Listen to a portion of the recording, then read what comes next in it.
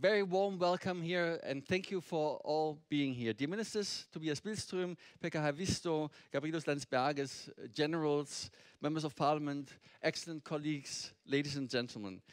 For my Portuguese colleague Sarah Martins and myself, it's a huge pleasure and honor to have you all here today at the residency of the German embassy here in Stockholm. Portugal and Germany are, as many of you know, the contact point embassies of NATO here in Stockholm. And in this kind of mandate, we were asked by the real initiators of this day, by the Atlantic Council and by the Embassy of Lithuania, whether we could lend a helping hand to this pre-summit here in Stockholm, and we were of course very glad that we could do so, and this is now the result. We have a bit Portuguese sun and lots of blue and white in the residence, and we are very pleased about that. The question that we want to tackle today is, where are we on the road to Vilnius for the upcoming NATO summit? And of course, one first answer is very simple. It's a crucial moment in time that we meet. First, we are still, of course, in the war of aggression of Ukraine, and the EU foreign ministers will meet from tomorrow on in the Gumnich format under your presidency here in Stockholm. And of course, they will tackle again all the questions dealing with Ukraine and security issues. And secondly, we are just 3 days ahead of the elections in Turkey, and they are, without further saying, very crucial as well for the road to Vilnius. The enlargement of NATO has taken its first step with the accession of Finland. This was certainly a most important and a very welcome step forward to our common security in the region in the time that we call in German the Zeitenwende. The Zeitenwende is the brutal attack of Russia on a peaceful Ukraine to forcefully and in blatant contradiction to international law change borders by violence and war crimes, and that in the heart of Europe. And we are all convinced that this war of aggression needs a common answer and a show of unity, whether in NATO, the European Union, or other international fora. And for this common response of unity within NATO, again, the accession of Finland was the first step, but the accession of Sweden is still missing. And it will be important not only for the security of Sweden, but for our security and the security of the region as such, that this step is being taken. And it's as well a question of the open door policy of NATO and a kind of common reaction to what we see in Ukraine.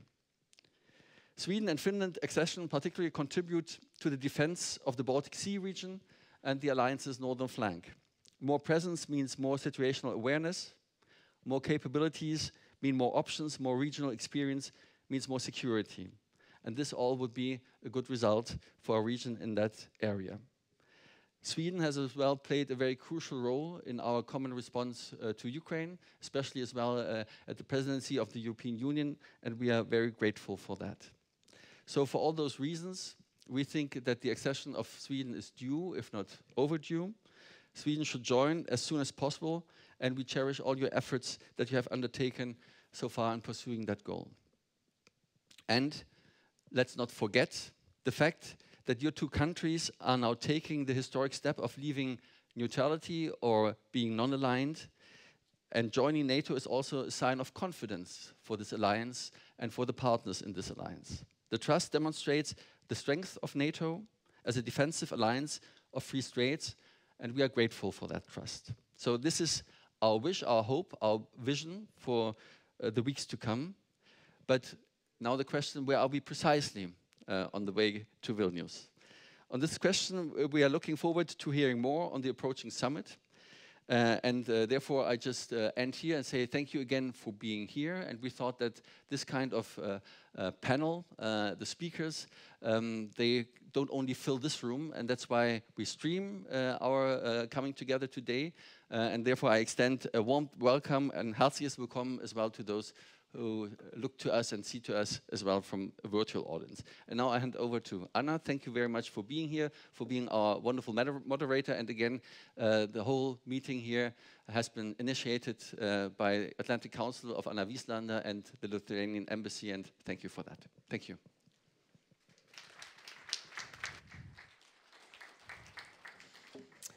Thank you so much, Ambassador, for that very warm welcome. And also, I would like to extend a welcome to the ministers, to ambassadors, all distinguished representatives, guests, and also those following online on behalf of the Atlantic Council Northern Europe office here in Stockholm. We are delighted to be able to host this, can we dare to call it Pre-NATO summit, at least a mini summit here in Stockholm. We are exactly 2 months away from what we in Sweden not only hope, but also work very actively towards having a summit historically with Sweden joining as a member. We take note that and appreciate that 29 allies already have ratified Swedish accession and therefore see us as security providers and a trustworthy ally, and we will work from there. Just last week in Washington, D.C., the Atlantic Council, in cooperation with the Lithuanian Ministry of Defense, hosted a conference on concrete steps that NATO should take to deliver on its commitment to Euro-Atlantic security, and we will build on that discussion also today. We will have 3 parts with opening addresses, keynote addresses, and then a panel discussion at the end. There will be possibility after the first opening addresses to take a few questions from the audience. So please, you can prepare in your mind short question, please. And then we will have time to address the Swedish and the Finnish ministers of defense. We are delighted here. We should also say that we are therefore open. It's on the record. There are no Chatham House rules. You're also welcome to go out on Twitter and spread this and host it. From those watching online, unfortunately, we cannot take your questions. So this will be for the audience here in Stockholm. And then also for the panel discussions, we will open up for questions from you, and we hope that we can have a fruitful and exchange and of discussions and questions, ideas from you all. With that, I would like to welcome, especially for the opening session here, Swedish Foreign Minister Tobias Billström and the Finnish Foreign Minister Pekka Haavisto, who will speak on how Sweden and Finland will contribute to Allied security as NATO members. And first, I would like to welcome up the Swedish Foreign Minister Billström to deliver your opening remarks on Sweden's NATO accession process. Please, the floor is yours.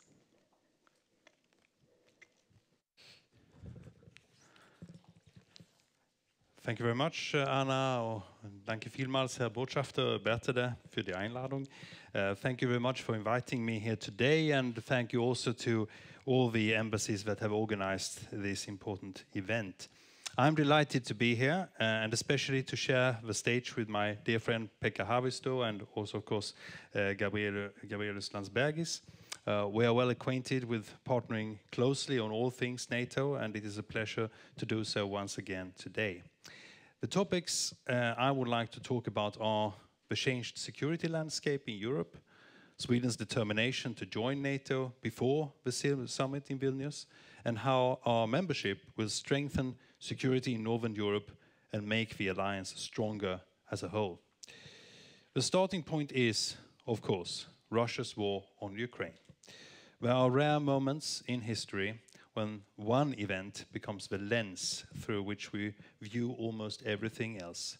And Russia's brutal and large-scale aggression against Ukraine, the nature and scope of which Europe has not experienced since the Second World War, is such an event. It has brought about the greatest changes in the European security landscape since the fall of the Berlin Wall, and the greatest changes in Sweden's security and defense policy in more than 200 years.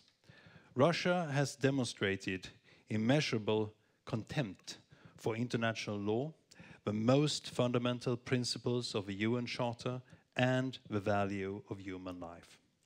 Through its actions, Russia is attempting to expand its borders and control the territory of another sovereign state. Russia has lowered its threshold for using military force and displayed a readiness to accept very high risks and very high losses. Russia is also increasingly resorting to nuclear threats and signaling, thus making our security environment more unpredictable. Russia's ambitions are not limited to Ukraine. The Kremlin is seeking to reshape the European security order, establish a sphere of influence, and return our continent to an era where might made right. In December 2021, Russia put forward its demands for a new European security order in plain writing. Those demands were resolutely and unanimously rejected. Their acceptance would have fundamentally undermined this European security order and curtailed the sovereign rights of other countries, including Sweden. So, as Ukraine fights courageously for its survival, it is also defending our security and our values. Everything but a strategic failure for Russia in Ukraine would encourage continued aggression. In sum, Russia's actions have led to a structural, long-term and significant deterioration of the security environment in our neighborhood, in Europe as a whole and globally. The conclusion is therefore clear. Russia will remain a serious threat to security in Europe and in Sweden's neighborhood for the foreseeable future. This is a threat that we must meet and counter together. The broad consensus against Russia's aggression and the common threat perception have enabled a swift, united and resolute response. The member states of the EU and the NATO allies have taken necessary and far-reaching measures against Russia in support of Ukraine and to strengthen our own defense capabilities. The continued unity of the Western democracies in the face of Russia's aggression is indeed a tremendous show of strength. Russia's strategic goals remain unchanged, and is Ukraine's steadfast determination to defend its sovereignty and freedom. We too must hold out and make sure that time is on Ukraine's side. Support to Ukraine is a top priority of the Swedish presidency of the Council of the EU. When Russia seeks to divide the EU, the Union must maintain its unity, continue to provide robust support to Ukraine, ensure accountability for war crimes, and impose further sanctions against Russia. And Ukraine will continue its progress towards EU membership. Swedish bilateral support to Ukraine is comprehensive and long-term. Since February 2022, Sweden has provided more than 21.5 billion Swedish crowns in financial, humanitarian and military support to Ukraine. Our latest military package in support include advanced artillery, air defense, armored fighting vehicles and Leopard 2 tanks. Ukraine is on the track to becoming the biggest recipient of Swedish development assistance this year, and we are increasingly promoting business ties with Ukraine. We are currently living in a new and difficult reality. We are facing the greatest defense, foreign and security policy challenges since the height of the Cold War. This new reality has forced us to reflect on how to best defend and protect our democratic society and fundamental freedoms, the resilient economic system that is the basis of our prosperity, and the rules-based international order, where the territorial integrity and sovereignty of all states is respected. The answer to many of our challenges lies in close cooperation with partners and allies in the EU and NATO, as well as with other countries and organizations around the world that share our commitment to the rules-based international order. Sweden is also strengthening such strategic cooperation during the Swedish presidency. The NATO summit in Vilnius will be a milestone in the alliance adjustment to the new security environment. With an eye to strengthening NATO's defense and deterrence, Sweden supports the ambition of implementing the commitments of Madrid as far as possible by the upcoming summit in Vilnius. It is also important during the summit that we reaffirm our commitment of assistance to Ukraine and strong political relationship. Sweden also supports the idea that the summit should highlight NATO's work on the full spectrum of a 360-degree approach. You have heard this before, and I'll say it again. Sweden's application for NATO membership is nothing short of a historic paradigm shift. At the same time, this decisive step builds on the close political and military partnership with NATO that both Sweden and Finland have developed in recent decades, leading the way in operability, contributing substantial numbers of troops to out-area missions, and cooperating as enhanced opportunities partners since 2014, with a focus on the Baltic Sea region. This is but one important dimension of a close collaboration between Sweden and Finland. Along with a largely shared history and geography, it has forged a strong bond between our countries. And as you're all aware, when Sweden decided to apply for NATO membership in May of last year, we did so together with Finland. I congratulated Finland warmly on becoming a full member of the alliance at the recent foreign ministers meeting. It's a historic decision and achievement for Finland. It is also of great significance for Sweden, as we are close to Finland in so many respects. And I can only echo what President Niinistö and Pekka have said repeatedly. Finland's accession is not complete until Sweden has also joined NATO. It is of fundamental importance that the accession process be completed. All our efforts are now focused on Sweden joining Finland as a NATO ally by the summit in Vilnius in July. Sweden is ready. We have delivered on all commitments in the trilateral memorandum signed by Sweden, Finland and Turkey, and we will continue to do so as an ally. We will be a reliable, a loyal, a committed member.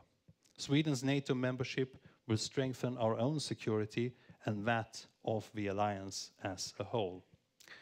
As an ally, Sweden will, over time, and in line with the 360-degree approach, take part in the alliance joint planning, exercises, operations, and initiatives. We will honor all commitments under the Washington Treaty and align with NATO doctrines and concepts. It is a strength for both Sweden and the alliance that there is such a strong support for NATO membership within the Riksdag and among the Swedish people. As a member, Sweden will contribute from day one to NATO's deterrence and defense agenda. With Sweden's strategically important geography, our territorial land, at sea and in the air, will shore up NATO's deterrence and defense in Northern Europe, thus strengthening the alliance as a whole. At national level, we are reinforcing our total defense, which comprises of the Swedish Armed Forces, the civilian defense, and our industrial base. And we will reach NATO's defense investment pledge of 2% of GDP by 2026. Sweden is already part of a 15-country European Sky Shield initiative for joint missile defense. We will contribute to air defense capabilities of the Swedish Air Force and cutting-edge global eye surveillance technology. On land, at sea, and in the air, we have very good situational awareness in our vicinity, and Swedish technology will also be an asset in the development of future defense capabilities. Sweden intends to contribute to NATO's Baltic air policing to protect the airspace of Latvia, Estonia, and Lithuania. We are also prepared to assist in NATO's air policing over the Black Sea and Iceland. These are joint commitments for all members. In addition, Sweden can provide ground combat units to NATO deterrence and defense activities in the Baltic states, in particular through the enhanced forward presence. This commitment demonstrates NATO's resolve in deterring aggression. Finally, let me conclude by underlining that Sweden is ready, together with NATO allies, to defend the values that lie at the heart of the alliance, namely freedom, democracy, and the rule of law. Thank you very much.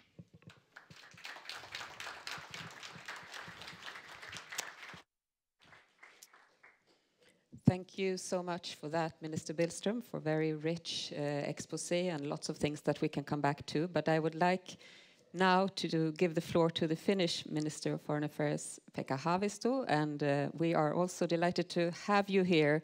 You've been in your service since 2019 in this position, and now democracy has caused election changes in Finland, so this we don't know for how long we will have you, but so we're very happy to have you here today. Thank you so much for all your work.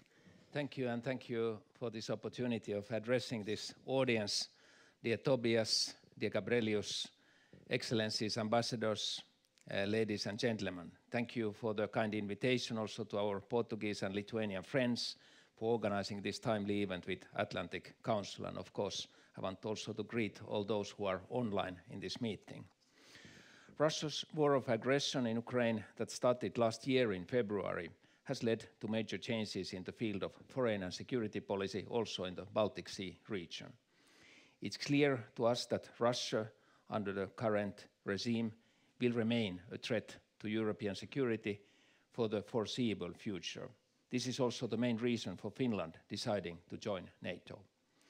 Very soon after the Russian attack in Ukraine, the hesitant attitude of Finns to NATO changed practically overnight.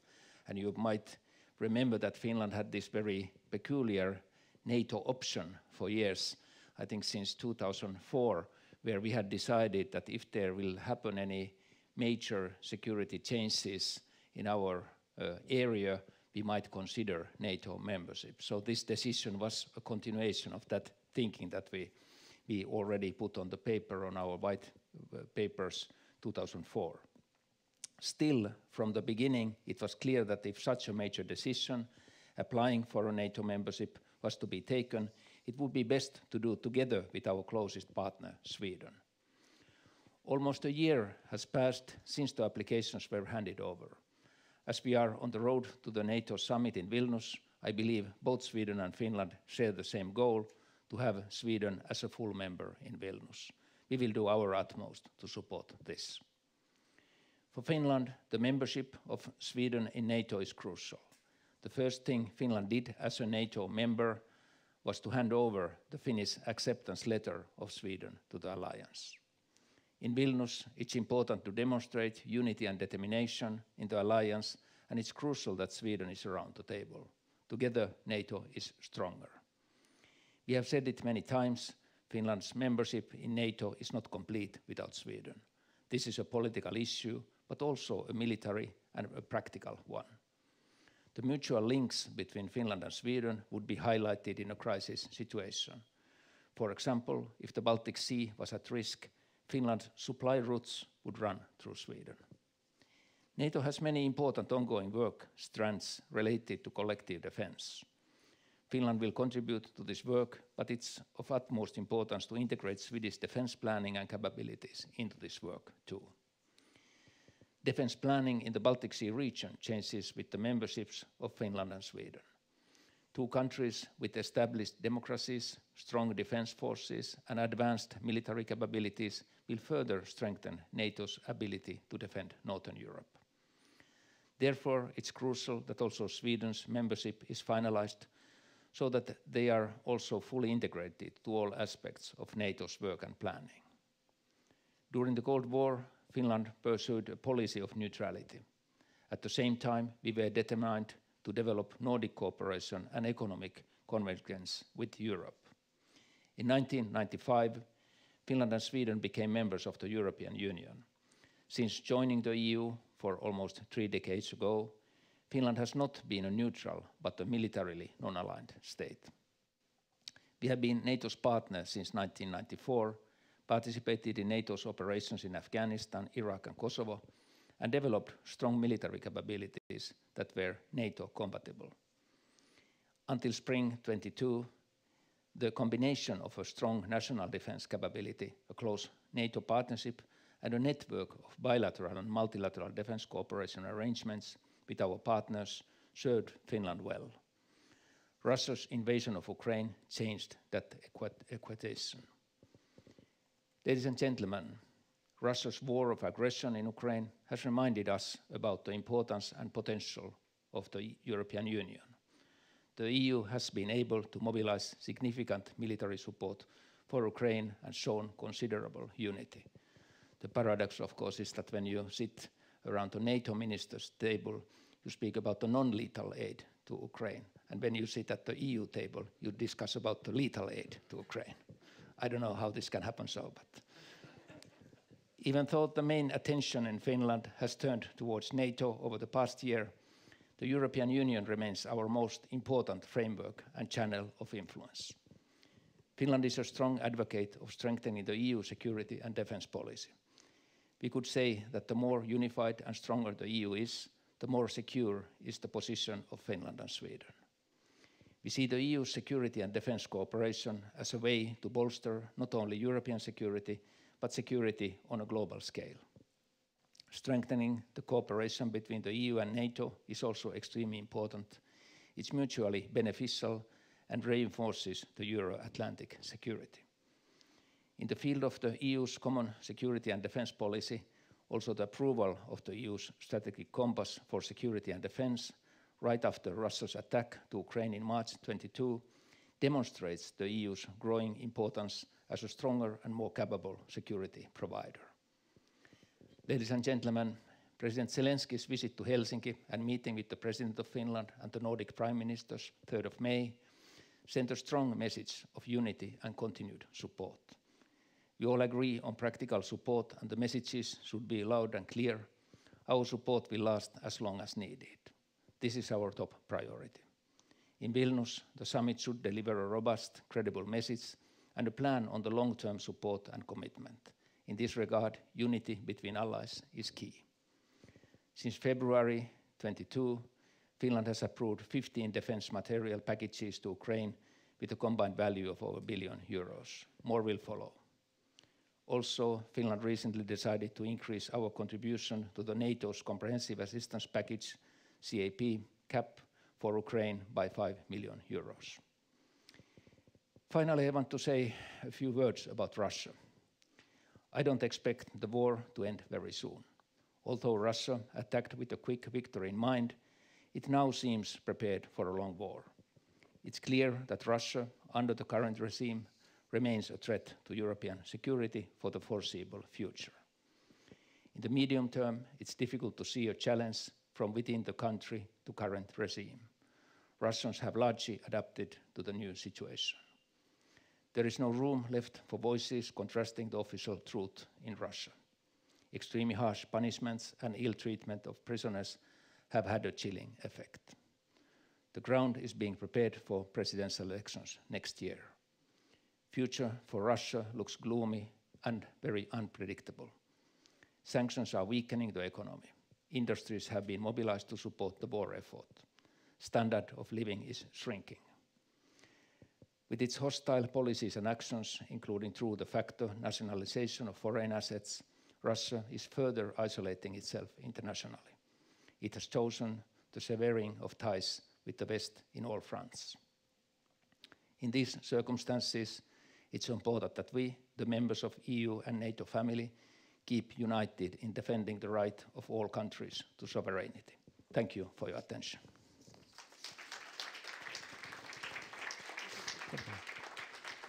Thank you so much for this also very rich speech with a lot of things to discuss. I invite Minister Billström up here. We will have to stand together here, and we will have a few minutes for questions from the audience.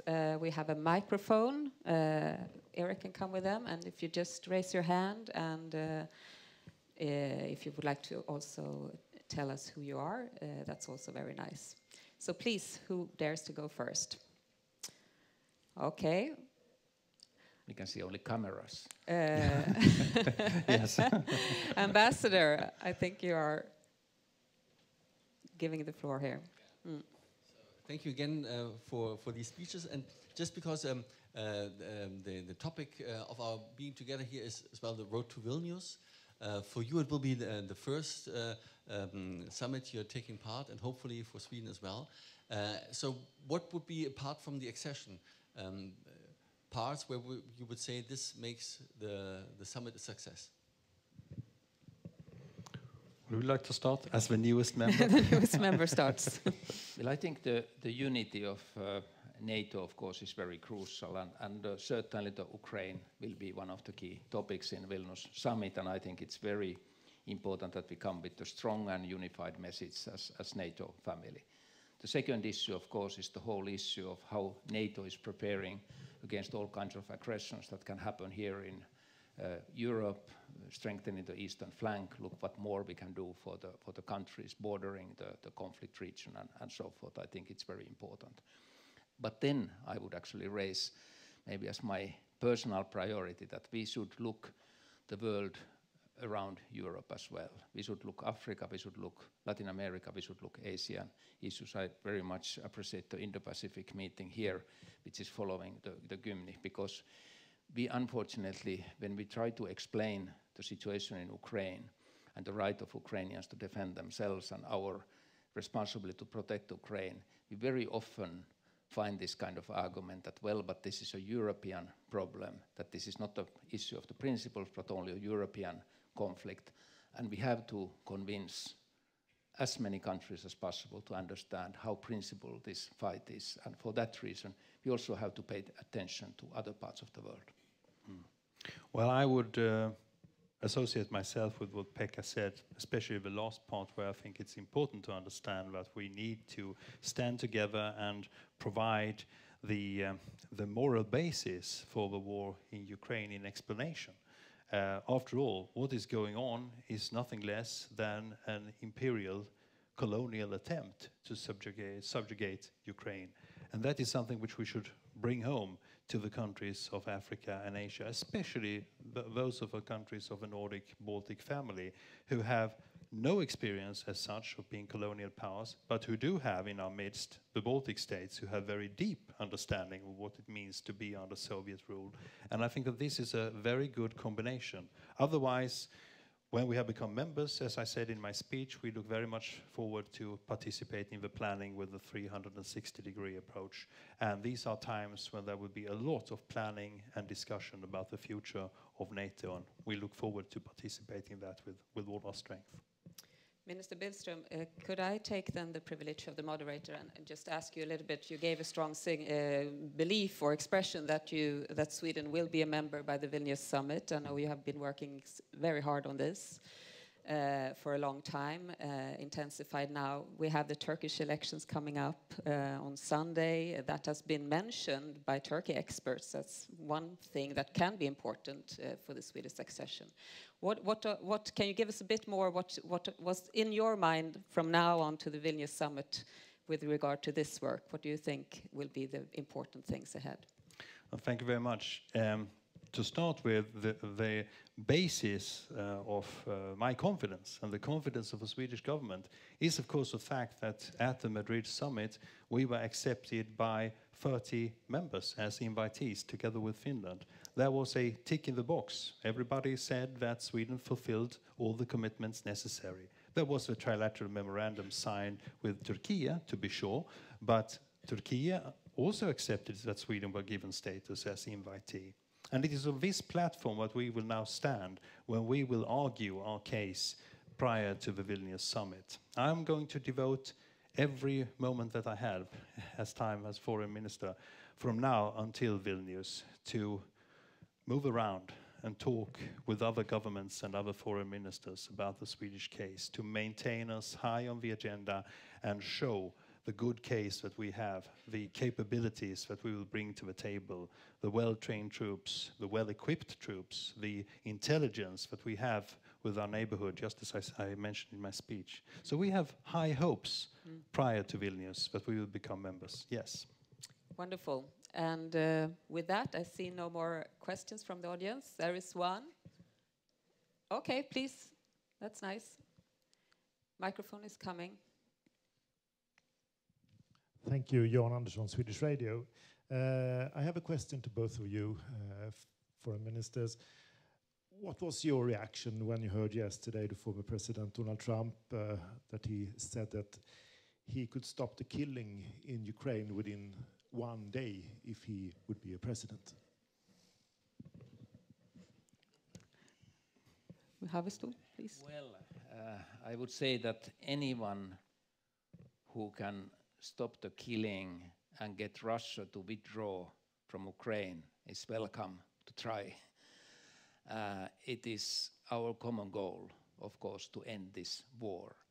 And I think when President Zelensky visited Finland, Helsinki, it was very clear that Ukraine has tabled a sufficient peace plan, and whoever proposes new peace plan has to join the Ukrainian peace plan or tell what is wrong with the Ukrainian approach. And I think it's a very clever policy, because we might see a multitude of different kind of peace plans, but you have to have a realistic one which supports the rights and sovereignty of Ukraine. So any that kind of peace plan, I think also international community would be ready to support. But unfortunately, one good peace plan is tabled. It's tabled by Ukraine, but Russia is not ready to fulfill those criteria at the moment. And the case is quite simple. Russia could end the war tomorrow by stop fighting, withdraw its troops from Ukrainian territory and end this conflict. But if Ukraine stops fighting, Ukraine will disappear off the map. We know that from the strategic goals of Russia. So the case is quite clear. I also agree with what Pekka just said, namely that there is a good peace plan presented by the Ukrainian government. That's a good platform to stand on to talk about this. But I think as well we should welcome anyone who could bring an end to the conflict, but it has to be from a realistic point of view. Thank you so much. And I think with the EU presidency, there are a lot of other things going on in town now, so we will have to leave you for now. And we are very delighted to have had you here, and thanks so much for coming. Good luck with everything now. Thank you so much. Very good. Thank you. Thank you. Thank you.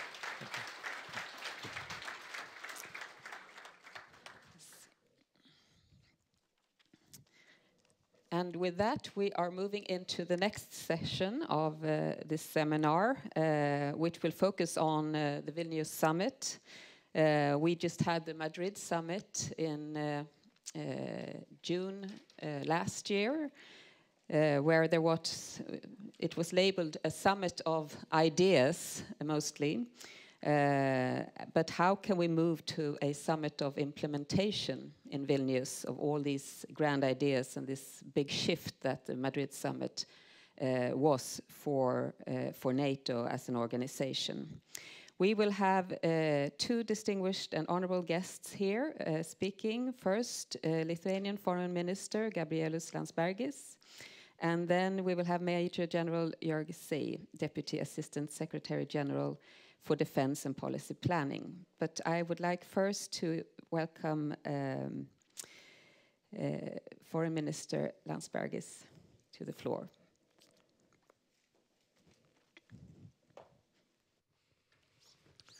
Well, thank you so much, esteemed guests, ministers, ambassadors. Indeed, it's a great honor to speak to such a distinguished audience. I would start probably from the very beginning of how we set up on the path to Vilnius summit. There were two sets of recommendations. The first one was that we should have a successful summit. The second was that we need to manage the expectations. So throughout the year, we tried to navigate the path between defining what success in Vilnius would look like, and secondly, of how can we actually bring the expectations to a manageable level. So I would probably start with expectations that indeed having a summit in a place like Vilnius on the eastern flank, and if my calculations are correct, in one of the capitals that is actually closest to the conflict itself, in the political environment that has not particularly been very quiet about its position towards the war, assistance to Ukraine, and the ways to stop Russia. So definitely there are expectations. And well, managing them is a very important case, but we still have to understand that the political environment on the eastern flank, not just in Lithuania, is quite expecting to see results out of Vilnius summit. Probably there's a suggestion would be next time to organize a summit somewhere a bit further from the conflict or from the border with Russia or Belarus, in case to actually limit the expectations to as much as possible. Jokes aside, I would like to speak on several parameters, the way we see it when it comes to the possible successes of the summit, meaning the way that we can actually, after the summit, say that we received what was expected, the way we achieved what was hoped for. And I would define, being here in Stockholm, I cannot go anywhere without saying that the first parameter of success is being able to raise Swedish flag among the other 31 flag of NATO members. Definitely, it goes without saying, and I think it's the most easy to mention that.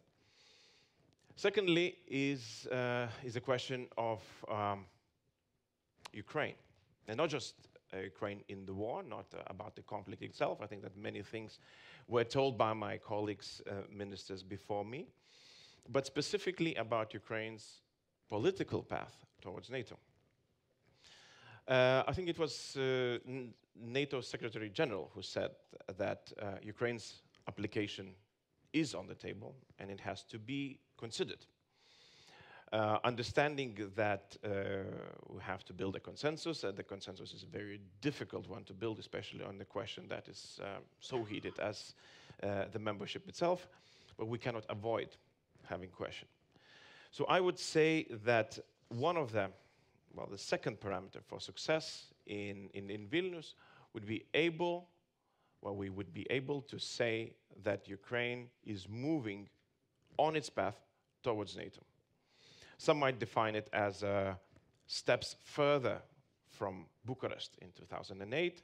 Some would define that we are actually talking about the map. Somebody would say that we need a new roadmap or new algorithm as to how Ukraine goes ahead on its path to NATO. In my mind, one of the political concepts that we actually should be discussing or trying to achieve or trying to convince and form a consensus around the table in NATO, I would say, is the inevitability of Ukrainian membership in NATO. When we say that Ukraine's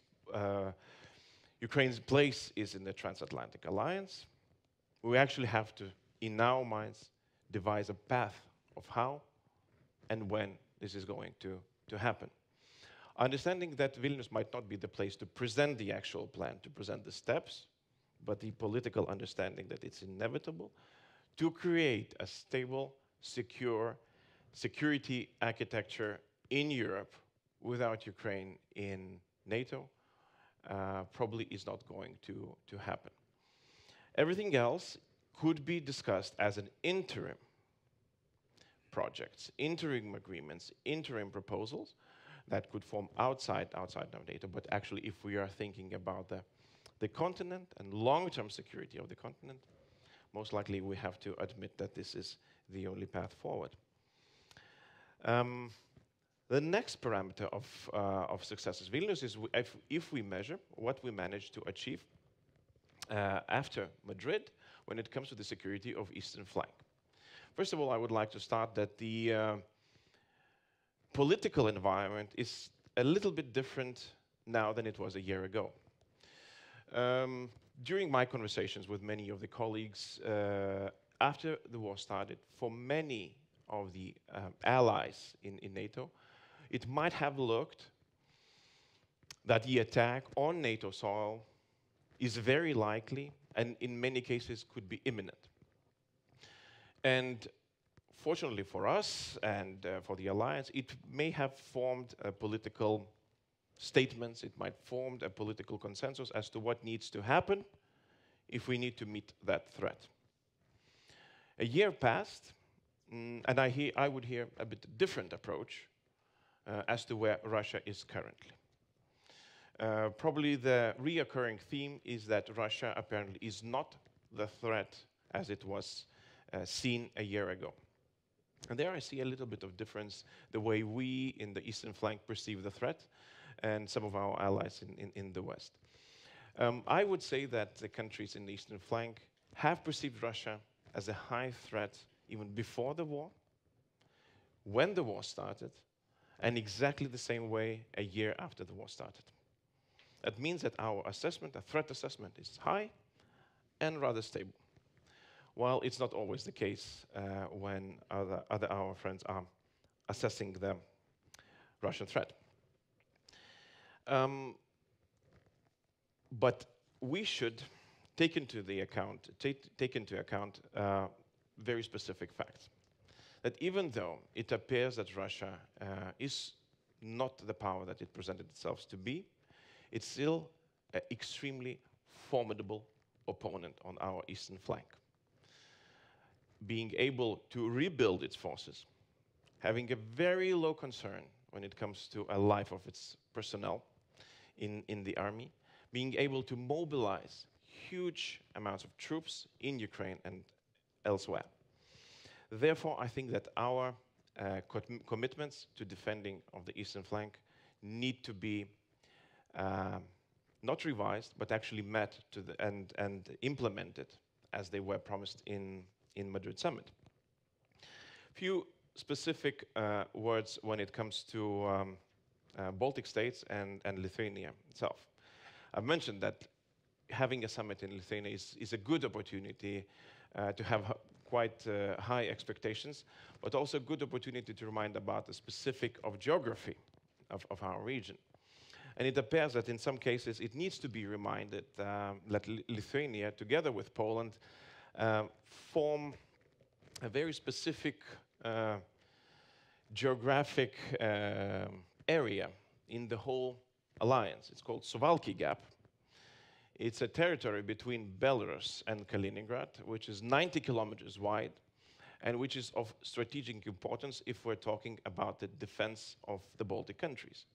Meaning that if Russia were ever to blockade this 90-kilometer territory, Lithuania, Latvia, and Estonia would be almost, very difficult to resupply when it comes to NATO supplies. So our thinking is that it's a good time to acknowledge the importance of such vulnerable and sensitive areas in NATO and have an answer as how they could be, first of all, defended, and secondly, of how can the opponent be deterred not to threaten countries and specific territories like that. And lastly, one of the points that is not specifically linked to parameters of success in Vilnius, but needs to be looked at, is what is called a NATO-Russia Founding Act. After the aggression started, after Russia attacked Ukraine, there has been a debate about what NATO should do with the agreement from 1997 that limits NATO's ability to deploy and to station significant military personnel on the borders of eastern flank. Many of our allies mentioned that because of Russia's attack, the act itself could be considered null and void. But no steps were taken in order to actually declare it null and void. Maybe we do not want to give Russia an opportunity to blame us for canceling the document. But in our mind, the time might come where we actually have to take this step, especially if Russian promise of bringing tactical nuclear weapons into Belarus, meaning close to their western border, becomes true and reality. I think it gives us a very good opportunity actually to declare this act null and void so that it would not limit NATO allies in reinforcing NATO's eastern flank the way it sees fit. Probably, I would say, if we would manage to find an agreement on this point, I personally would calculate that also as one of the parameters of success in Vilnius. Thank you so much.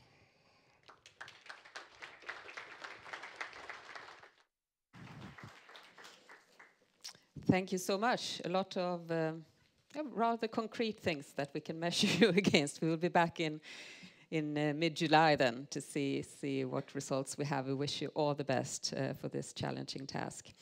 And now we will hear from more of a military NATO perspective on the goals to Vilnius. We know that there is a lot of planning activity already. Everything is perhaps already set or soon to be, because you have done already a lot of preparatory work for Vilnius summit. So we're eager to hear NATO's Deputy Assistant Secretary General for Defense and Policy Planning, Major General Jörg C. Please, the floor is yours.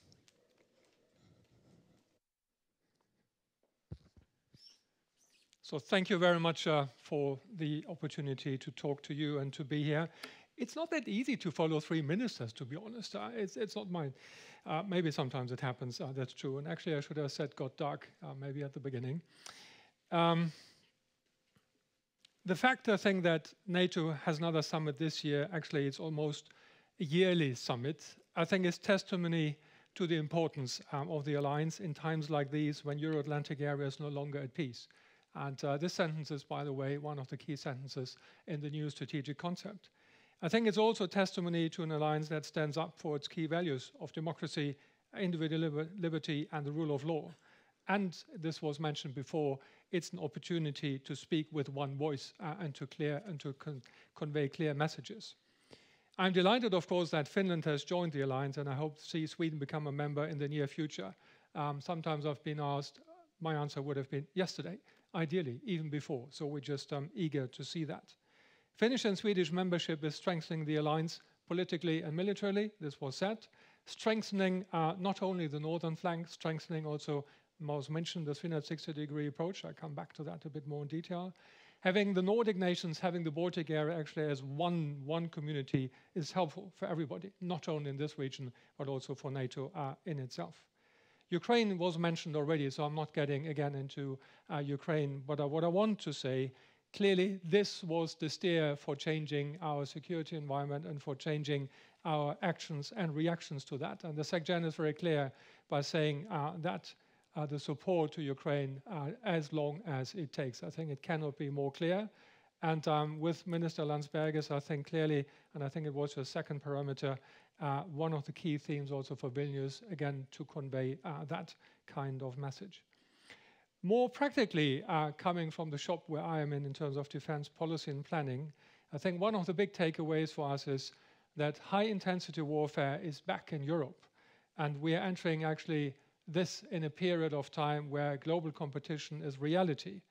NATO is rising to the challenge, and I think it's very clear that Russia remains, for the foreseeable future at least, a major threat as being outlined in the strategic concept, and we can discuss maybe a bit later more details on that one.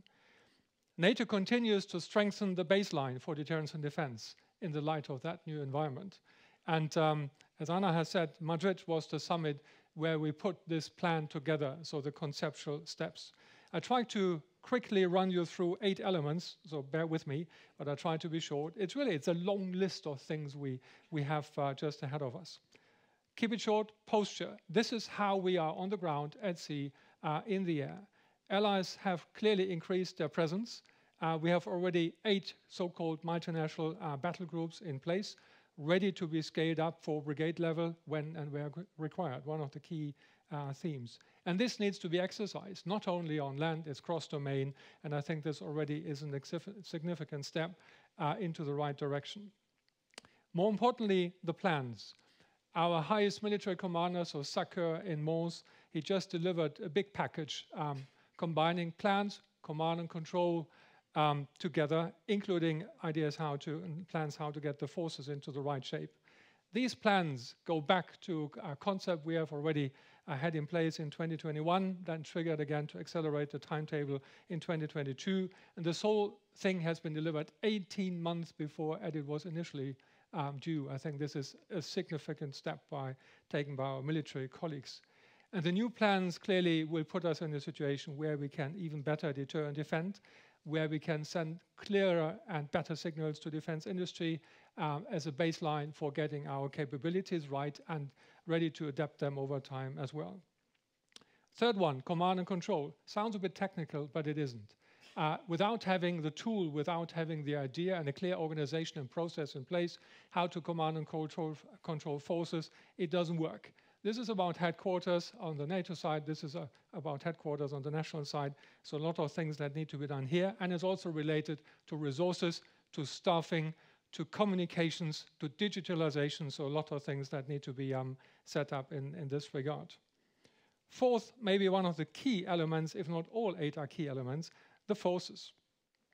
The forces are connected, and we call that a new NATO force model. That's not just a theory. This is actually making sure that we have more forces available at higher readiness, and this is clearly something nations need to help us, the 31. And more precisely, it will help us to link the forces from that model into the plans. And I think this is something we haven't done for the last 30 years because there was no need to do that. We were in a position where we decided where to go. Crisis management, Afghanistan, Kosovo was mentioned. Now we are back to collective defense, and this requires plans associated to forces and a proper command and control system. And it was also mentioned already, and I think I would like to stress it exactly now, this is also harnessing regional expertise. I think it would be quite unwise not to listen to regions and their expertise, whether it's the north, the south, or other areas, or the east. It really matters to listen to. So actually, what's the essence of that? Allies in the future, once this has been adopted in Vilnius, will know what kind of capabilities will be required, the numbers, where and what to deploy. And Secure will know that. Militarily speaking, we would say this is really train as you fight, and then you can exercise it. Otherwise, it remains a theory and not more. To get all these structures and processes in place, therefore, we need to take decisions at Vilnius to make that happen. And I really expect NATO allies to agree to that set, which is all interlinked to each other in Vilnius.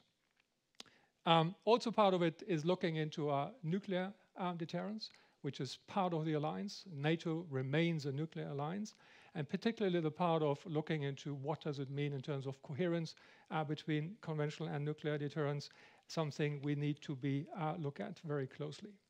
Number 5, capabilities. Just maybe to make that very clear, capabilities is not only talking about platforms. Platforms is something you can buy, but the capability requires personnel, training, exercise, ammunitions, everything, and then you have a capability. Just back in last February, so this year in 2023, ministers endorsed a new political guidance how to do that. And with a key idea to getting closer together, what are the operational needs coming from the plans and put them closer into the world of defense planning, actually the process that delivers the capabilities we need not only now, but also for the future. That's a long existing process, what we call the NATO defense planning process, and to make this happen, getting further from operational into defense planning, linking short, mid, and long-term requirements, I think one of the key elements in here. Number 6, and you may have waited for that already, I listed just 5 elements, and this is all about money in the end. You need to invest into that. And I think this is one of the key decisions also to be taken at the Vilnius summit to agree on a new, more ambitious defense investment pledge.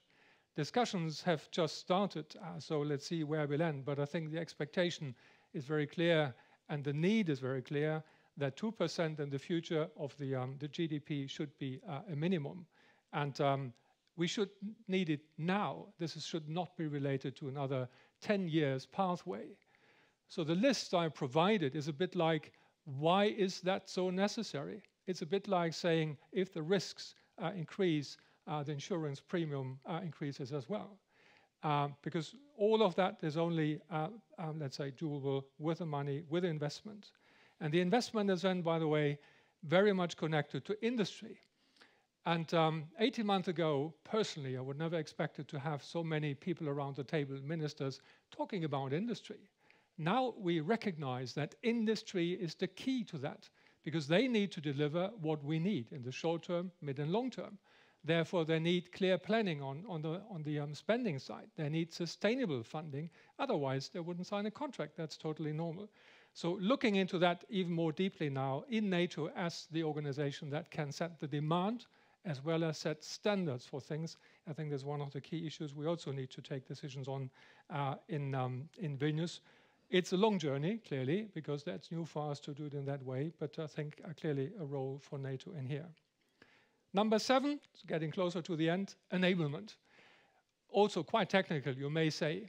In the end, this is what you need to do to get forces from one point to the other point. So actually forces coming in, let's say in an port in Antwerp, to get them through Europe into the east, into the south, or elsewhere. Practically speaking, even the best plan does not work. Even the best idea on having reinforcements in place does not work if you cannot get the forces from one place to another. And this all requires a much broader spectrum than just having battle groups or brigades. It's about pre-positioning, gear, equipment, stockpiles. This needs to be built. This does not happen overnight, but we need to take decisions on that. This is really a process that needs to be done, and as a package, this really strengthens our deterrence and defense. And it also relates to the EU. A lot of issues where EU is really good and strong at and responsible for, talking about regulatory authorities, cross-border and all that kind of stuff. This needs to be done by the EU and with the EU together, and military mobility as one of the good examples is something to highlight. And the key thing on enablement or sustainment or logistics, this is not just for experts. This is a strategic operational requirement to make this happen. And most interestingly, it needs to happen now. This is nothing we can wait for. Let's do it if necessary. It needs to be all in place as we speak. My final 8 point is resilience. There's a long story about resilience in NATO anyway. Article 3 calls for that as a national responsibility. In essence, it means the ability for allies, for all of us, and the organization itself to prepare for or respond to, recover and adapt from shock and disruption. This is national resilience with a collective commitment. Or more simply, this is about cross-government understanding in the society, including all the individuals, to be resilient enough, willing enough to contribute to any kind of deterrence and deterrence. Sweden, total defense concept, was just mentioned by the minister, especially the Nordic countries. They are role models for us, looking into that, how countries have been able to gear that up. I just have been to Lithuania, listening to your ideas, how you do that. This is something that applies to each and every nation to make that happen. What we have in mind is to set up what we would call NATO objective in terms of objectives, what needs to be done, and clearly under national auspices, but with a collective idea is establishing national goals. So we can oversee that. So we have a common picture of what's happening on the national sides when it comes to resilience. So actually it's a bit like a process, a planning process for resilience with, let's say, under a NATO umbrella or under a NATO framework. In conclusion, while each of those elements, and I counted 8, maybe I just wrong counting on that, is very important in itself, I would say, but it's all relevant to set up and to strengthen our deterrence and defense in the future. And importantly, as I said, all these elements have both a political and a military dimension, and it's closely linked to each other. And it was mentioned a bit with regards to Madrid and Vilnius and beyond, I would say. So Vilnius is an important milestone, but there's more to come in the future. One thing is to have conceptual ideas and plans, good. But I think we are about now clearly to leave the conceptual level and go into implementation.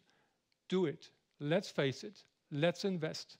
This is really what counts in the end. And as I said, defense industry, and it was mentioned by ministers as well, our basis for that. We in NATO, I think we can support and contribute to set up a framework within which the allies, military, the defense industry can work to and cooperate with each other, actually to produce what we need in time and when required. This requires a lot of political will, commitment, resolve and stamina, especially when it comes about to money. So I think maybe one of the most interesting discussions we may have again. I had the pleasure to be in 2014 in Wales in the room, so I have a bit of an idea how this feels. So let's see how this goes in Vilnius, but personally I'm really an optimist. I think this will go, I think, if not now, when, then, given the agenda and given the security environment we need to respond to. I should stop there before getting into a longer conversation, and I should say tack at this stage, at least.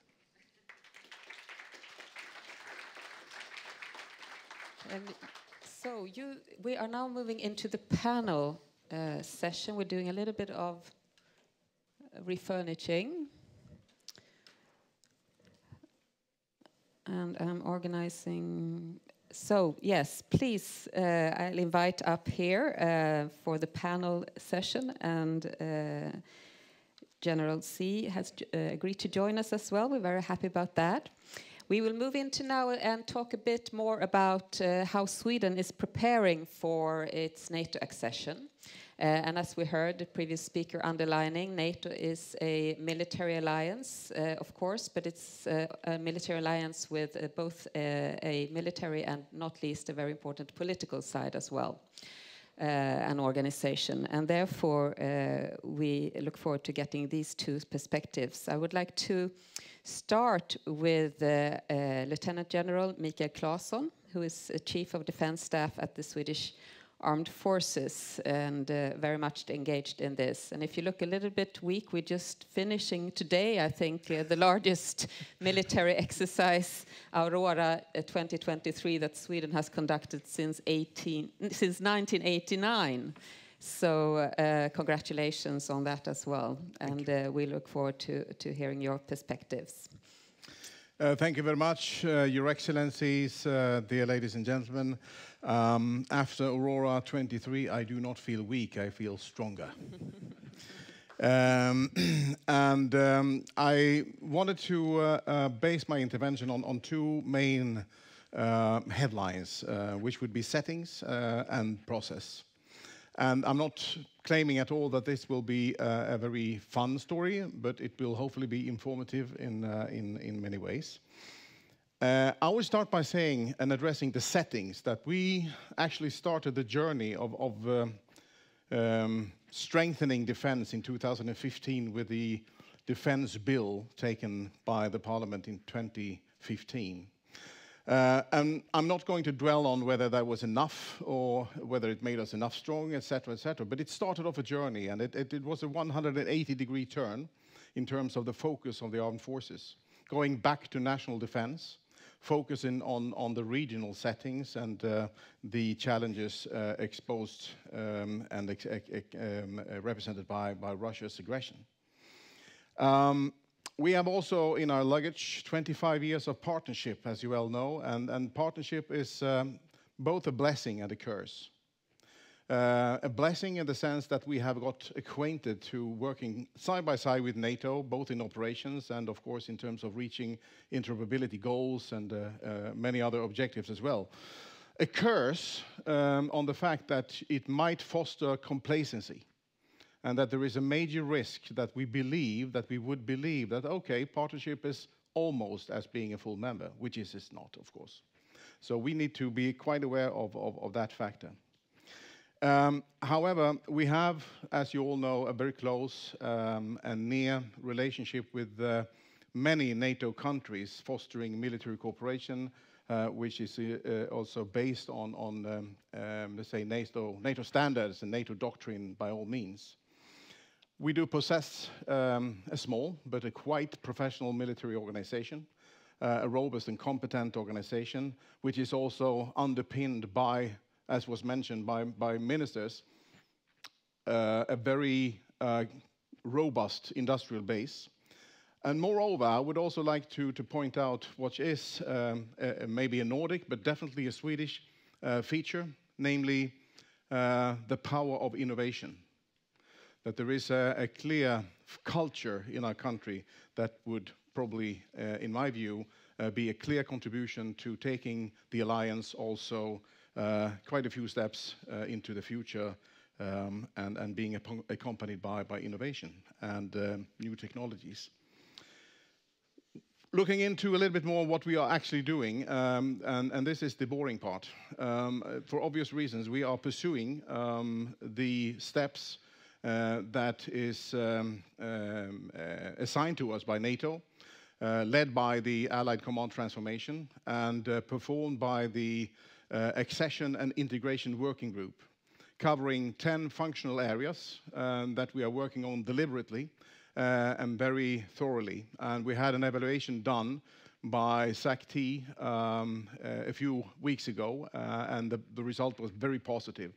Obviously, we have a lot to work on, and we will continue to work, but the path is, and the goal is very clear. Again, I'm notwithstanding in any way that we have a lot of challenges ahead of us, and we'll continue to work and break down these objectives one by one, reaching our objectives. And again, trying to break free from, let's say, the idea of that the partnership would be enough, which it is not. So having said that, that takes me to the overall fundament, and I'm taking a great risk of stating this. Again, I've done it before, that basically we consider for the Swedish military to become a member of NATO. It's a small step, but still for Sweden as a country with the 200 years of non-alignment, it is a giant leap culturally. So we'll continue to work on that. Thank you very much for your attention.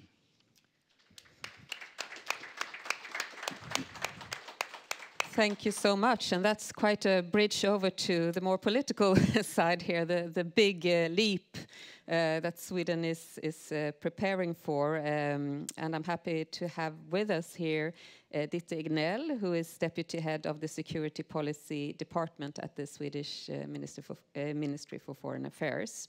And if you look a bit exhausted, it is because Sweden is preparing for NATO membership at the same time as we are heading the EU presidency, so I guess that keeps you rather busy. But still, we are eager to learn how you are preparing, and we know there are a lot of things going on. So please, Ditte. Thank you, Anna, and thanks for the invite and also for the support. We can feel it from all allies and from the NATO Secretariat. So I'm following not only 2 ministers, but 3 ministers and 2 generals. So that is a daunting task as well. First, I just wanted to underline that we are fully focused on participating in Vilnius as a full member. We are indeed ready to join the alliance.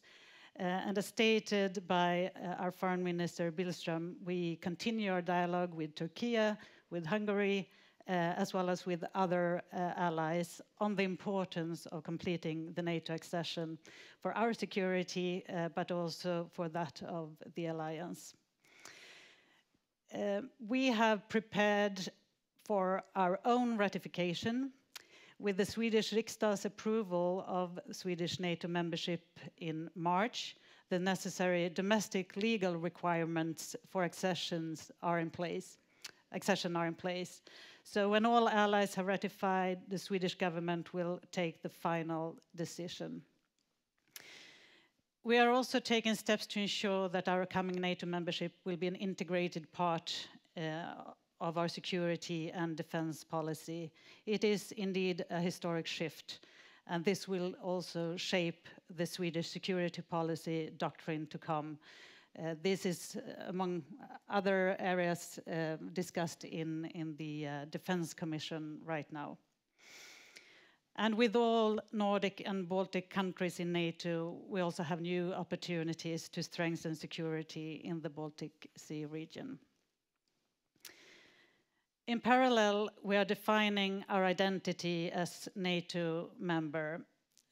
We have been partners for many years. We have participated in all NATO crisis management operations in Kosovo, Afghanistan, Iraq. And as has been said here, we will build on that interoperability when we become a member. And we will contribute to NATO's deterrence and defense agenda with the 360-degree approach. And as Foreign Minister Billström noted, we bring able capabilities, and the mere geography of Sweden will also reinforce the defense of the northern and eastern flank. And we believe also that we can contribute with knowledge regarding, among other things, new technologies, hybrid, cyber, resilience, and of course our defense industry. On the more practical side, we are now learning the ropes in NATO as an invitee, participating in almost all 200 committees of the alliance and integrating both in the civilian and the military structures. This is a matter of learning not only the substance, but also the process and organizational culture of NATO. As you know, we became invitees in record time, and we have had a very steep learning curve. We are still in that very steep learning curve, and we are grateful to Alice and the NATO Secretariat for all the knowledge and experience that you have shared with us during this time. We are working intensely on all other practical preparations. It's not every day that you join a new organization. It requires significant work on procedures, on information security, staffing, training, establishment of a new NATO representation, and much, much more. And finally, this is a huge task for the governmental offices and, of course, for the armed forces. All of us are working closely together. But this is also a matter for the whole Swedish society. And we are all playing our part in explaining NATO and informing on NATO to the Swedish public. So thank you very much. Thank you so much for that. We will now move into a Q&A session. I will start with a few questions, but I'm also happy if the audience, if you prepare remarks or questions to the panel, and we can have more of a discussion. Because I would like to return back then to General C. When you hear this, and from your perspective as a NATO defense planner, so to say, when you look at Sweden and Finland now joining, and perhaps especially Sweden, why is Sweden's membership important for NATO security in the situation that we are now? What's on your mind when you see all of this? First of all, I'm really glad that we actually on that panel can see how military and civilian components just work with each other to make this all happen, because this is not just a pure military, neither is it a pure civil approach. Why does it matter? Well, ending up with 32 nations, this is in itself a message. This is a huge organization.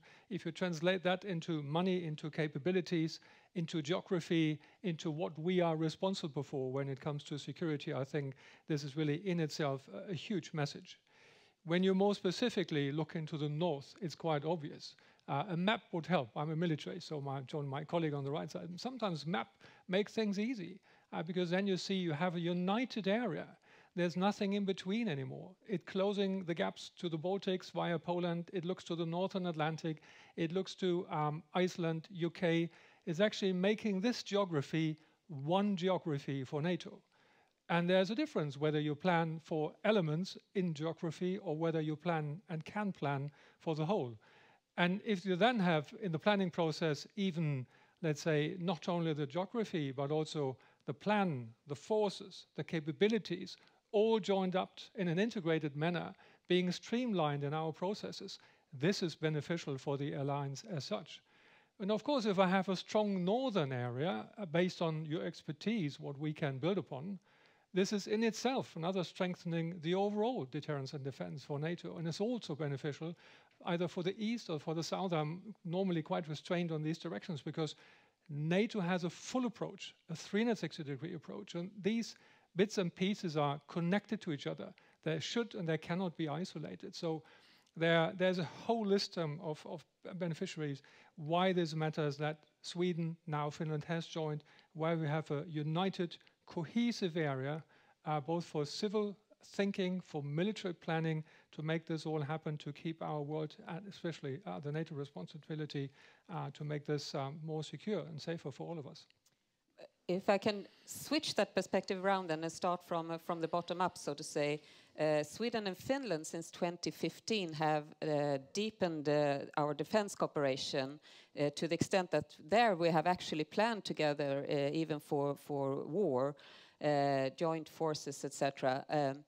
Is that something which is useful from a NATO perspective, or was that something more for the partnership period, which General Claesson referred to, so to say?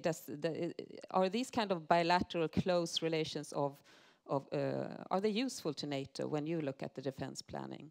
Well, sure it is, because I'm online. Well, you can hear me anyway, I think. Sure it is, because this is existing. This is something we can build upon. And I'm very glad that you mentioned being a partner is not being an ally, because it's much more. And I think maybe a simple example, when you deploy let's say in land terms to Afghanistan, a company, a battalion, this is one thing. To deploy it, to staff it, to equip it, to prepare it, to train it, to exercise it, and to make it sustainable. When we talk about collective defense, we talk about at scale. This is much more, and I think this is one of the demanding things that we, of course, in NATO expect, and Sweden knows that, Finland knows that, all joined us upon that. We will be asking also for deployable forces larger than that, and this is really collective defense. And of course, whenever we can build on something what is existing, whether it's binational cooperation, multinational cooperation within a region, that's good. The only thing, but I think I don't need to caveat, because both the nations, I think, have fully embraced that, and we heard the ministers talking. It's not creating something within the alliance, it's taking the advantage of something existing, the northern nations as such, as one for the benefit of the entire alliance. Because otherwise we would end up in some islands in the north, in the east, and the south. That's not NATO's point. We are 32 in the end that need to have an overall approach. So 32 allies in NATO. We had, I think, 14 countries participating in Aurora 2023. Is that right? When you hear on this, and when Sweden is moving into collective defense, what are the most important lessons learned? We also have the shadow, of course, of Russia's aggressive war in Ukraine when we do this practice. What's on your mind when we are moving forward with this setting? Well, to start with the exercise, just a few hours we proclaimed index. Looking at the exercise, as you said rightly, we were 15 countries with Sweden included. Almost 27,000 soldiers and officers were involved in the exercise, and which is very clear to everyone that 15 countries constitutes both a very strong signal, but also a very complex situation. Training and exercising together with a majority of NATO countries is, of course, a real boost for the preparations for us, as well as it is a real boost for the national defense planning of Sweden. Looking at the map, as General Z rightly pointed out, it's if you put a triangle over Sweden, you have one point at the high north, one point at the western approaches and the Skagerrak and Kattegat sea lines of communications, and to the right or to the east, it's pointing at the Baltic Sea, and it sort of binds together a military, strategic, and operational complexity. So definitely, both by training and both by joining, we will definitely fill a void, creating security in the region. We have talked a lot about the Baltic Sea, naturally also with Lithuania, the Suwalki Gap, and so on. But if with Sweden and Finland joining, we also have an important region which is the Arctic coming in more.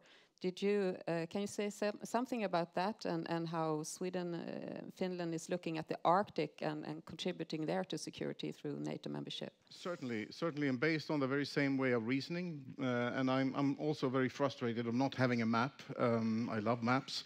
And again, if you take a close look when you come home, or those following online can take a quick look at the map, and you'll see how the infrastructure binds Sweden, Norway, and Finland together, also in the high north. And taking a look and leaving sort of the ground or the land domain, looking at the sea and air domains. We are even more interlinked, as was rightly pointed out as well by General Z, with the United States and North America, and of course Iceland, and the whole northern sector of the alliance area of responsibility. A clear priority for Sweden, but then again, pointing at this triangular type of feature, of course, we'll have to take a look at of course, the Baltic Sea and the Western approaches as well. But it all hangs together in a way. It does, yes, indeed. As you said, the Russian arc goes from the Kola Peninsula down to the Baltic Sea and then the Mediterranean and the Black Sea, so it's all connected. Yeah. Ditte, like to turn to you. The bridge between NATO and EU has been mentioned a lot, and now I think through Sweden's EU presidency, we also have a first-hand experience of handling that kind of cooperation, which has been not always working that well, but it would be interesting to hear your perspective. We just heard this reflection from Minister Haavisto that you go to NATO headquarters and talk about the non-military things, and to the EU and talk about the military things, because there's where the joint initiatives are, at least for now, in support to Ukraine when it comes to armaments and so on. But what are the experiences so far on this, and how is it working? Are we more grounded now in how we cooperate? Is it more realistic and also more fruitful? Well, maybe if I could just start by saying a few words on how the situation has shaped also our presidency in the European Union. And indeed, we entered the presidency at a historical time, almost 1 year into Russia's full-scale invasions of Ukraine. And this has influenced all aspects of the Swedish presidency. And our main task has been, and still is, of course, to keep the Union's unity and to secure maximal support to Ukraine. And also, of course, to keep up pressure on Russia. And to list a few things that are in the Union's toolbox, of course, the sanctions. We are now preparing for the 11th package of sanctions against Russia to limit Russia's ability to wage war on Ukraine. Focus is also on effective implementation and to prevent circumvention of sanctions. We have reached an historical agreement on procurement of ammunition to the defense of Ukraine. We have delivered military equipment through the European Peace Facility, now totaling 3 billion euros and increasing. We have established a new military training mission in Ukraine with the goal to train 30,000 Ukrainian soldiers this year. We have also the civilian mission in Ukraine that support Ukrainian authorities. And we are also working on accountability and humanitarian finance support. And maybe the most powerful tool of them all, the EU enlargement process to promote stability and security. And with this, of course, comes an important reform agenda for Ukraine, but it's also key for Ukraine's motivation and morale. And through all this coordination with partners, especially maybe the US, to ensure efficiency has been key. And also the relationship with NATO. And I think one of the maybe most striking lessons learned is the flexibility of the European Union's instruments. To take, for example, the European Peace Facility, no one has expected it to work as it has, as we have used it during this year, and also the establishment, well, the civilian missions in Ukraine, Armenia, and Moldova are examples of how the European Union has assumed a greater role in support of vulnerable countries. And I think it was also mentioned here the interlinkage between internal and external security and how the EU can provide support there. And also to strengthen resilience in new domains, cyber, hybrid, space, disruptive technologies, and more. So the declaration between the EU and NATO that was finally reached in January mentioned several of these components. And we have also seen how the EU and NATO can complement each other, maybe in ways that we didn't expect before. But where both organizations' tools are used efficiently and in coordination. Yeah, I think it's a super important point to be flexible and agile in a situation like this, where we have a transformative situation for Europe, and not really be locked into previous solutions or past positions. Leading me up to NATO, because NATO has taken a careful stance as an organization in support to Ukraine, where the NATO allies separately are supporting Ukraine with military means, but out of the risk of escalation, NATO has not done as much as the EU collectively on that side. But do you foresee, on the other hand, I would say that I have heard Ukrainian voices that believe that NATO should be able to do more also on this. Are there any such indications or discussions from NATO's side, or do you believe that is this an issue also for the NATO summit, General C? Well, I think we heard it today that clearly for Vilnius was the second point, looking into Ukraine, strengthening again our commitment, make it politically very clear where we want to go, and just confirm our assistance. I think it's again this piece of complementarity. For me, it's not the point who's doing what, whether EU's doing less and more than we. I think we learned in this crisis that working together very closely really helps and really is the key we need. In NATO, we have an agreed mechanism, what we called the so-called capability assistance package, which allowed NATO as an organization to do a lot of things, both on the short term, also looking now into, let's say, more sustained, longer-term support for Ukraine, also looking into a period of time whenever this war ends. But there's a time after, and we need to make sure that we then have a Ukraine, A, now prevailing, and B, then making them fit for purpose, because clearly on the ground now in this war, when it comes to capabilities, platforms, that's just difficult for them, and we would like to help them just to build that up and guide them, and we have mechanisms, I think, well established who can do that. And if this then is complementary to what the EU does, or clearly the more than 50 nations in the Rammstein group, led by Minister Austin from the United States, if you put that all together, where organizations, both individual member states, do the utmost to make sure that Ukraine can prevail and remain a sovereign state, I think this is the key thing we have all learned now in this crisis. Go away from who's doing what, this is my piece, this is your piece. Do it together, and then you can really achieve results with Ukraine. And yeah, that can also be done even more. In the end, allies, nations need to agree to that, and then we are clearly will be doing even more. Thank you very much. I'd like to open up for questions. Please raise your hand. We will have a microphone coming to you. Don't be shy. See, yes, there we go. Thank you.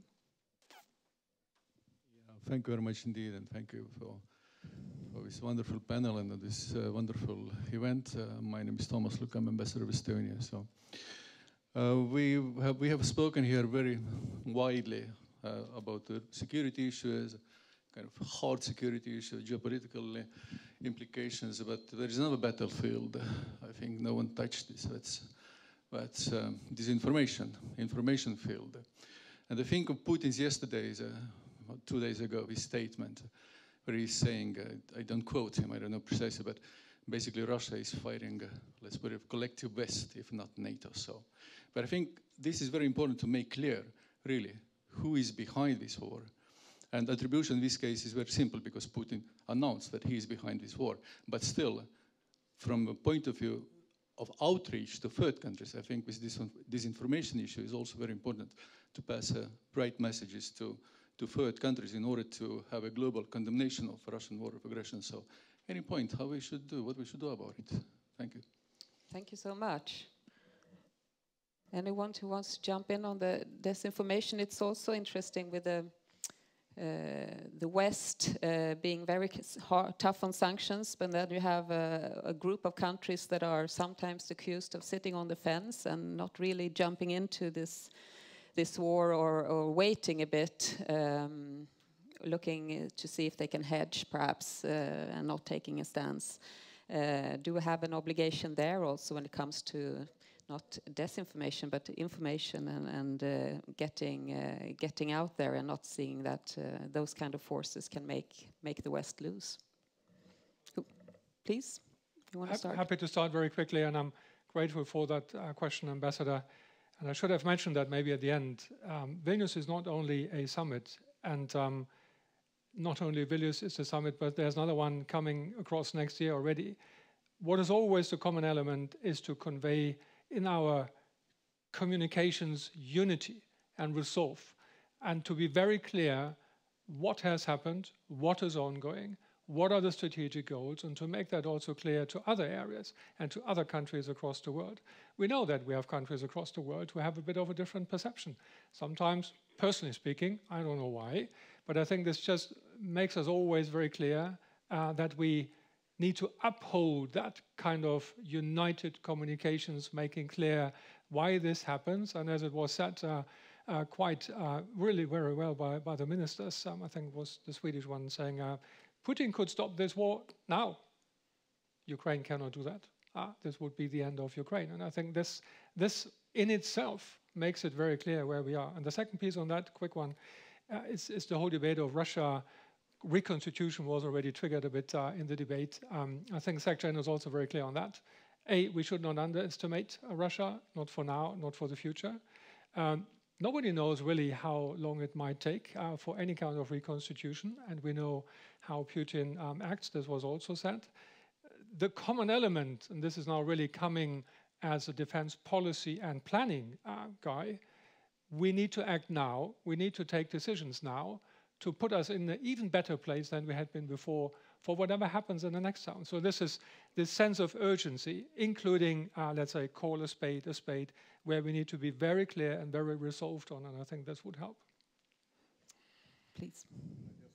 I'll just add to that strategically, I think the information environment is certainly extremely important. I think that the whole perception of what Russia is after, of course, obviously pursuing strategic objectives in Ukraine, but I was pointed out in the question, it's bigger than that. It's a war against us, not necessarily by physical means or linear means, we have to perceive it as a war against the collective West and our perceptions and our way of living. And addressing that, you will have to address the exploitable vulnerabilities in our societies and looking at some of the challenges in the Swedish society, but also other societies in the West, where we see increased division between different groups, which is indeed an exploitable vulnerability. And exactly in that context, we'll have to address politically, but also in all other societal functions, ways and means to close those gaps and thus avoiding our vulnerabilities to become exploited. Yes. Can I maybe just add that the united message, of course, from Europe and together with our transatlantic partners have been crucial. But also the conclusion that we need to strengthen our partnership with countries that share our values, that are maybe not our traditional allies. It was mentioned also that we have this weekend the Indo-Pacific Ministerial as part of our EU presidency. So this is indeed also a global effort. And to maybe go a little bit more into detail on the EU agenda on disinformation, which is also then part of the hybrid threats. This is part of the strategic compass, and we are now working on developing a hybrid toolbox in order to be able to detect, resist, and respond to similar threats. Thank you. Thank you so much. More questions? Yes. Ambassador, please. Thank you. First, I wanted to welcome as well, I don't see now, Andrei Plachotniuk. At least he was here before. Okay, then I just wanted to say it felt very natural to have our Ukrainian colleague here, but we know, of course, his foreign minister is coming, Kuleba, so probably he had to leave because of that. What I wanted to ask is maybe to General Claesson, we are now listening to what's happening around Bakhmut. We are hearing what's happening as well, partly in adjacent areas in Russia. Do you have any kind of analysis to tell us what's happening these days on the battleground, and how you see the weeks to come in that regard in terms of counteroffensive of Ukraine? Well, it's thank you, Mr. Ambassador, for the question. I'll be humble enough to say that I'm not following exactly the development on the battlefield on a daily basis. It's not really my focus. However, I do have an idea, and certainly you see some quite interesting maneuvers in and around Bakhmut, and whether this is a sign of let's say the relative unity of different Russian entities warring each other. Or at least playing out some type of conflict, which is semi-political, but also to a part a kind of a military one. I don't know, but we definitely see some potentially exploitable weaknesses. Whether that is connected to a counter-offensive locally or more broadly, I do not know, and I would not like to make any comments on that. But it will be increasingly interesting to follow, let's say, the development between different individuals and groups in the incremental power system of Russia over the coming weeks and months. Thank you. More questions? Looking out. You can think a little bit more. I would like to just return to the question which was raised actually both by General Claesson and Ditte Egnell on the identity of Sweden as we become a NATO member. It's an interesting question, I think, because it's easier that we get caught into capabilities and where we will use our military assets. But if Sweden, with its 200 plus years of military non-alignment, joining an alliance, that is a big step for us. But can you expand a little bit on this giant leap? What are your fears in this, and what are the possibilities with it? And Ditte, when you said you are, looking into the new identity of Sweden in this regard, it's interesting. You mentioned interoperability, but are there other aspects of it? And perhaps, General, see if you, as an outsider, could give us some philosophical reflections on what do you think it means for a non-aligned country to become an ally after many years of not having taken stance in that way? Would you like to start? Since you brought it up. Yes, since I brought it up, yes. Thank you very much, Anna. No, but of course I would like to. And I might have used the term in some other settings before, but it's obviously a reason for a country with our history to become a little bit too Swedocentric. That you have a perspective which is centralized on, let's say, our own requirements, our own needs, and every nation has and pursues national interests. It's no drama, it's no question about that. But to put that into context, and that also includes the analysis or how that would and will affect the security of others, the hard security of others. From a general security policy point of view, etc., I think it's not that unnatural. But speaking about military and hard security, it brings a new dimension. It certainly does. I'm not stating at all that we wouldn't be in the situation that, or in the position to overcome this, but we will have to remind ourselves about this all the time, and then sort of ask that extra question to ourselves: have we thought about the broader perspective, or is this only pursuing sort of a Swedish perspective? I see, not very dramatic, but I sometimes trace some signs of the Swedocentrism, and we'll have to work on that. Thank you, Titte. Thank you, and I think we bring in. We have always been building security together with others, so we bring in that aspects of solidarity and also a multilateral way of working. And we will be a reliable and committed ally. So in a way, it's also natural for us to think collectively on security. But of course, that is also a little bit a change of mindset to do that every step of the way, so to speak. But to think, analyze, and to act collectively. Thank you. General C. Well, not philosophical, just pragmatic maybe. As I said to somebody else today, having Sweden now, that's not new for us. Long-lasting member, European country, shared values, we all know that. Secondly, you never know what happens next. And I'm saying that because in November 2021, I went to Finland in Hannaholmen, you know that quite well. And at the time, we just, even with Finland, we talked about things and what does it mean. And there was not even a sentence on that day saying, oh, we are about to join. 3 months later, everything has changed. And this is my third point, and I think, apart from saying you don't know what happens next, I think that clearly reflects what we call more pragmatically or more practically in NATO, our open door. In the end of the day, a national decision is required to take that kind of step forward. Having in the government the feeling for where are the people, what do they think? And I think it's a recognition of, across Europe maybe, and this really applies to all Europe, many European nations. For many years, freedom, security was taken for granted.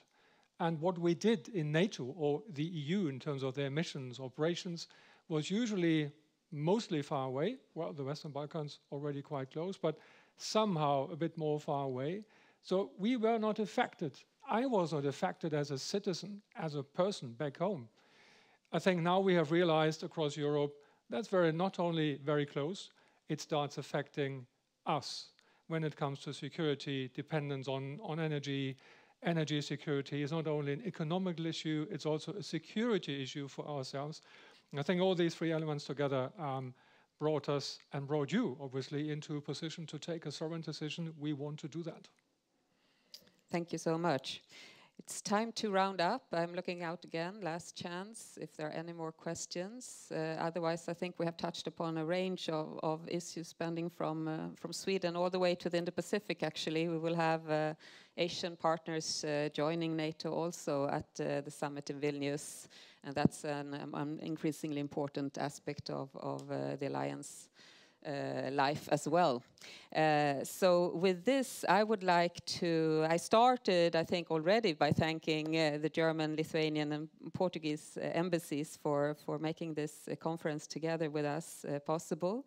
And I would also like, before I conclude this, to thank my colleagues in Washington, D.C., Atlantic Council, who are helping us with the live streaming also of this event.